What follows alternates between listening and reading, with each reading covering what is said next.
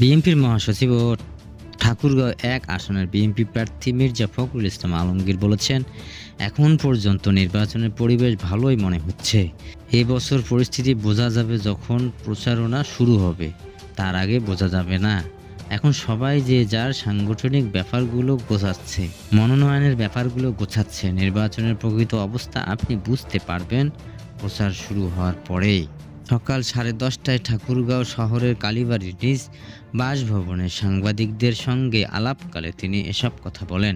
এ সময় ক্রিকেট প্রসঙ্গে মির্জা ফখরুল ইসলাম আলমগীর বলেন, আমি বহু আগে ক্রিকেট খেলতাম, ক্রিকেটের কন্ট্রোল বোর্ডের মেম্বার ছিলাম। এখন ক্রিকেট খেলি না, রাজনীতি করি।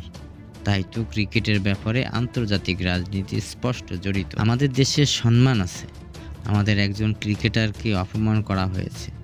আমরা মনে করি এটা আমাদের দেশকে অপমান করা হয়েছে। এক্ষেত্রে আমি মনে করি ক্রিকেট বোর্ডের সিদ্ধান্তের সঙ্গে আমরা একমত।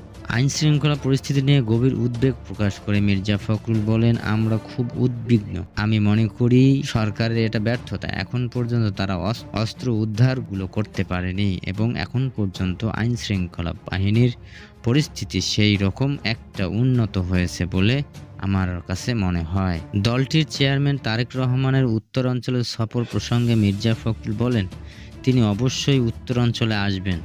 উত্তরাঞ্চলে তার পিতৃভূমি, বগুড়া দিনাজপুরে তার নানির বাড়ি, রংপুরের শহীদ আবু সাঈদের কবর জিয়ারত করবেন। পাশাপাশি একই অঞ্চলে অন্যান্য শহীদদের কবরেও তিনি শ্রদ্ধা জানাবেন। তিস্তা ইস্যুতে মির্জা ফখরুল বলেন, আমাদের কমিটমেন্ট আছে। আমরা তিস্তা, পদ্মা ও অভিন্ন নদী যতগুলো আছে সবগুলোর ব্যাপারে ভারতের সঙ্গে আলোচনা হবে এবং তাদের কাছ থেকে পানির হিস্সা আদায় করব। একটা দেশ আরেকটা দেশের সঙ্গে যে মিউচুয়াল এক্সপেক্ট, পারস্পরিক ও সম্মান, সব রকমের দাবি আদায় করার চেষ্টা করব।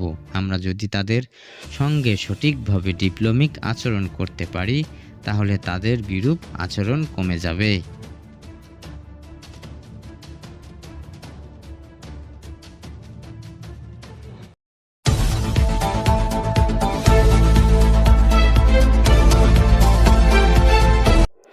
জনগণের প্রতি শতভাগ আস্থা আছে জানিয়ে বাংলাদেশ জামায়াতে ইসলামী আমির ডাক্তার শফিকুর রহমান বলেছেন, দেশের মা বোনেরাও আগামী নির্বাচনে জামায়াতকে বেছে নেবে।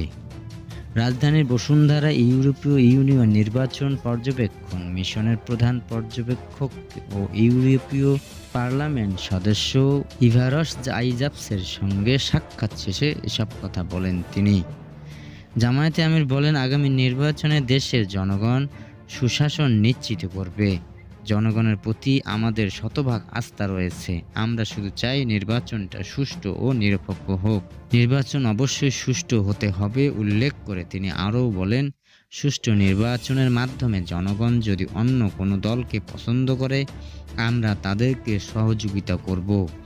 দুর্নীতির বিরুদ্ধে বিচার বিভাগ, স্বাধীনতা এবং সংস্কারের পক্ষে যারা থাকবে, আমরা তাদের সঙ্গে থাকব। আগামী নির্বাচন সুষ্ঠু হওয়া নিয়ে শঙ্কা প্রকাশ করেন জামায়াতে আমির। তিনি বলেন, সংখ্যা থাকলেও সেই সংখ্যার বিষয়ে প্রথমে নির্বাচন কমিশনকে জানানো হবে। সমাধান না পেলে জাতিকে জানিয়ে দেব। ডক্টর শফিকুর রহমান বলেন, এবারের নির্বাচন যদি জনগণের হাতছাড়া হয়ে যায়, তবে আর কবে জনগণ তাদের ভোট অধিকার ফিরে পাবে আমাদের জানা নেই। এ সময় বাংলাদেশের গণমাধ্যম সাম্প্রতিক সময়ের একটি দলের দিকে ঝুঁকে পড়েছেন বলে অভিযোগ করেন তিনি। এই গণমাধ্যমগুলো অভ্যুত্থানের সময়ও একটি দলের দিকে ঝুঁকেছিল বলে মন্তব্য করেন জামায়াতে আমির। তিনি বলেন, আমরা চাই গণমাধ্যম স্বাধীনভাবে কাজ করুক। তারা যদি নিজেরাই পরাধীনতার শৃঙ্খল গলায় পড়ে, তবে জনগণের সঙ্গে প্রতারণা করা হবে। প্রশাসন বা গণমাধ্যম যেই ভূমিকা পালন করছে, জনগণ সবই মনে রাখছে। জনগণকে বোকা ভাবার কোনো কারণ নেই।